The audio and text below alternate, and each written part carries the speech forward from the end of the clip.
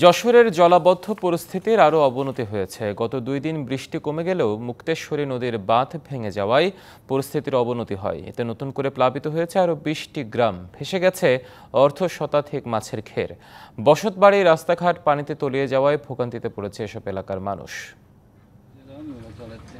কয়েকদিনের টানা বৃষ্টিতে যশোরের মনিরামপুর, অভয়নগর ও কেশবপুর উপজেলার জলাবদ্ধ পরিস্থিতির আরও অবনতি হয়েছে। বুধ, বৃহস্পতিবার বৃষ্টি না হলেও বিভিন্ন নদীর বাঁধ ভেঙে ও উপচে পড়া পানিতে নতুন আরও 20টি গ্রাম প্লাবিত হয়েছে। এতে জলাবদ্ধতার শিকার প্রায় 100 গ্রামের মানুষ। ভুক্তভোগীরা জানায়, মনিরামপুর উপজেলার লকাইডাঙ্গা এলাকায় মুক্তেশ্বরী নদীর বাঁধ ভেঙে আশপাশের অর্ধশতাধিক মাছের ঘের ভেসে গেছে। পানি উঠেছে বিল সংলগ্ন গ্রামগুলোতে। আজকে 3-4টে উপজেলায় একসাথে গ্রাম প্লাবিত হয়েছে।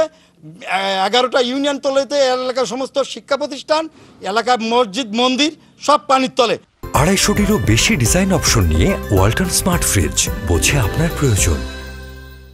বসতবাড়ি, রাস্তাঘাট তলিয়ে যাওয়ায় অতি কষ্টে দিনাতিপাত করতে হচ্ছে পানিবন্দী মানুষের। পয়ঃনিষ্কাশন ব্যবস্থা ভেঙে পড়ায় এবং সুপেয় পানির অভাবে পরিবার পরিজন নিয়ে বসবাস করতে চরম বেগ পেতে হচ্ছে তাদের। স্কুল, কলেজ, মাদ্রাসায় ঢুকে গেছে পানি এবং ফসলি জমি, টোটাল সবজি চাষ, টোটাল সবজি নষ্ট হয়ে গেছে।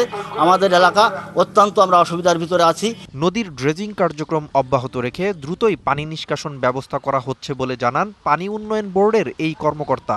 আমরা হরিহর, বুড়িভদ্রা, আপারভদ্রা এবং হরি নদী পুনঃখননের একটা উদ্যোগ গ্রহণ করছি এবং ইতিমধ্যে হরি নদীর অধিক ভরাটপ্রাপ্ত যে জায়গাটা অতিরিক্ত উঁচু হয়ে গেছিল 2.9 কিলোমিটার, এই 2.9 কিলোমিটারে ইতিমধ্যে আমার কাজ চলতেছে। যশোরের এ 3 উপজেলায় রয়েছে 27টি বিল। ড্রেজিংয়ের মাধ্যমে খনন করে এসব বিল সংলগ্ন এলাকার জলাবদ্ধ পরিস্থিতির স্থায়ী সমাধান চান ভুক্তভোগীরা। DBC news desk.